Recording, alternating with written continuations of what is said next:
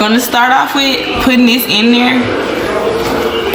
Even though Kiki accidentally, she had it on. She plugged it up to try to get it ready for me. She just didn't know it was on, so it's hot. You want to always use one of these. It makes the cleaning process easier.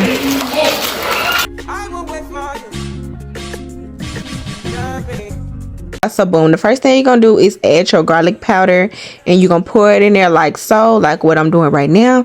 Then the next thing you're gonna do is add your paprika. Paprika really isn't any much, it's not really seasoning for real, it's really just for the color. Now y'all see how I'm sitting here struggling to take this off.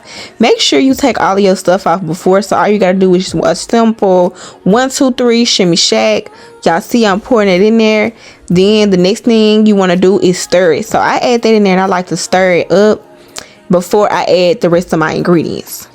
So it's just a simple 1-2 mix. Okay y'all, so then you go back and you add some more seasoning. I forgot what that is, so I can't even tell y'all, but you gonna add that. You see me pouring it in there. Then you gonna go back again, and then you're gonna add parsley leaf. You just do that. Parsley is really for like the demonstration, you know, the final look. Like y'all see something in there, boom, it's a little speck right there. That's basically what that is, so I use that as well. Okay, so boom, the next thing you want to do is get you some rosemary. Rosemary to me isn't much like flavor either. You just put it in there. Like rosemary is pretty to me, so guess what I'm doing? Dumping it off on this ground turkey. Okay y'all, so the next thing we're gonna do is add this Tony's. What I'm gonna say about Tony's is you need Tony's for seasoning. What you're gonna do is pour that up in there. I really didn't do much that time because I'm actually gonna go off another time and put some more in there. But once you do your Tony's on top of that rosemary, whatever I put in there that first time that y'all I can't remember, you're gonna put that in there and you're gonna stir it around. You doing this till your meat turn brown, basically. That's what you're gonna do. Next you want to open up your beans. Okay y'all, so this can opener that my uncle got, oh my goodness, watch how I do that. Like it don't, okay, there was a little hiccup, but once you get ready to start, y'all see how it's moving. The next thing I'm gonna do is watch it open, like boom. I don't know where he got this from, but make sure y'all get y'all a good can opener.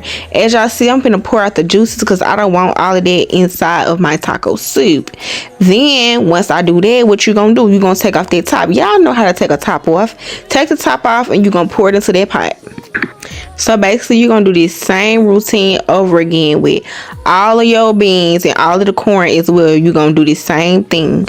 Okay y'all, so in that bowl right there, I'm about to show y'all is the taco seasoning. What I did was this go around, I just decided to put the taco seasoning in the meat. Sometimes what I do is I just put the taco seasoning into the big crock pot with everything in it, but I changed my mind this time. Next thing we're gonna do is you're gonna add that beef broth. Put the beef broth inside. Don't forget it. Don't just rely on potential juices, I'm guessing, from the beans and the corn. You need to soak all of these ingredients up with that beef broth. If you don't do that, you are messing it up. Next thing you're gonna do is you're gonna add that ground turkey in there. Now that bowl kind of may not look like it's enough, but I'm telling y'all, there is a lot of ground beef to feed.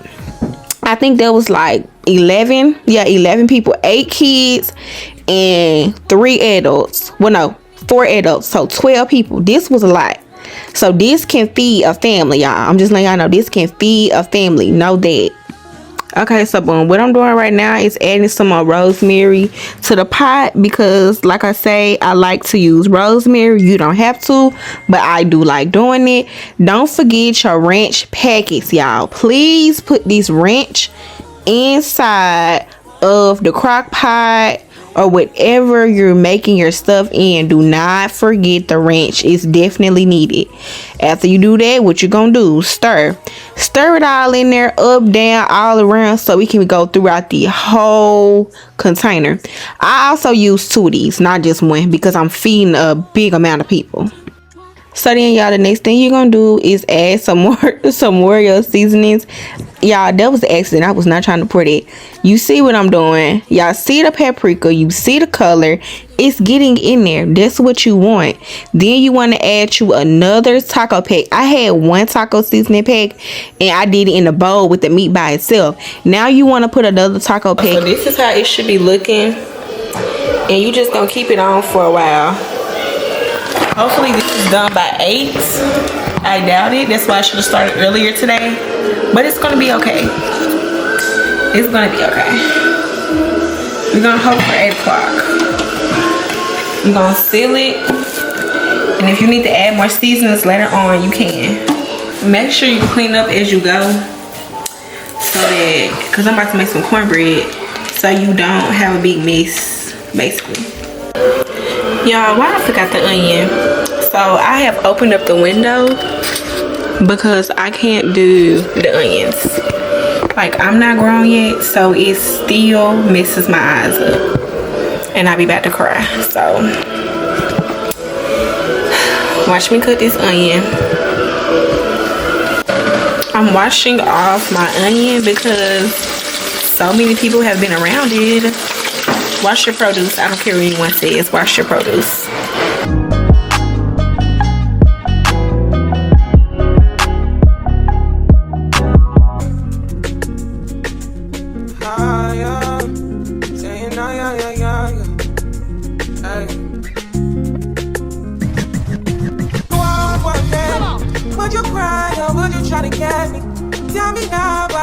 Onions are getting to me.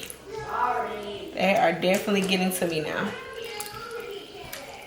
Okay, y'all, so for this cornbread, you want to start off with all-purpose flour, 1 cup of flour, and you want to pour that into your bowl. You could do more than 1 cup. It depends on how many people you're making the cornbread for. Okay, y'all, so the next thing that you want to do is you want to add your sugar, and you're going to put like 2 cups of that in there. And so I like to be precise, so that's why y'all see me doing like that and trying to shift the pot. Next thing you want to do after that is, boom, y'all see that, pour that sugar in there. That's what you're gonna do. A lot of people don't believe in this ingredient, but this is what I grew up on, putting mayonnaise in there. Yeah. Okay, y'all, so what you want to do is get you a utensil and you want to pour first. You don't want to automatically put the mayonnaise inside the bowl. You want to use your measurement unless you know how much you want to do, but for the most part I always do the 2/3 cups, and once you do that, you know, dump it into your bowl. Okay, y'all, so the next thing you want to do is get you some milk. I think I was supposed to do another type of milk, but I think they did say you can use that milk. Any type of milk is almost fine, and it's just 2/3 cups right there. You know, just dump it into your little bowl. And so then, like, what you want to do next is get your eggs. Okay, so I think I was supposed to do this in a different bowl, but honestly, when I do my cooking, everybody cooks differently. When I cook, I just do whatever. Everything goes in the bowl. That's all that matters. So in the end, y'all, I stir with a fork. So what you're gonna do is, you know, whip it up in the bowl with your fork. Like I say, I do my ingredients all the time. You can add extra sugar. I just did. Okay, y'all, so this is what I had to do because I didn't ask them if they had vegetable oil or not. They did not. So we don't want the cornbread to stick to it all the way because you want it to be able to come off. So yeah, what you just do, begin to pour. Well, it's not gonna pour. You're gonna have to scrape it.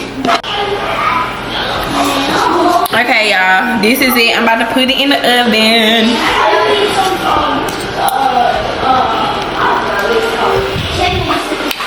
Put it in the oven. You want to put it in there for 20 to 25 minutes. 20 to 25 minutes. Okay, y'all, so this is how it turned out. Look how beautiful they look. Like, look at the cornbread glistening.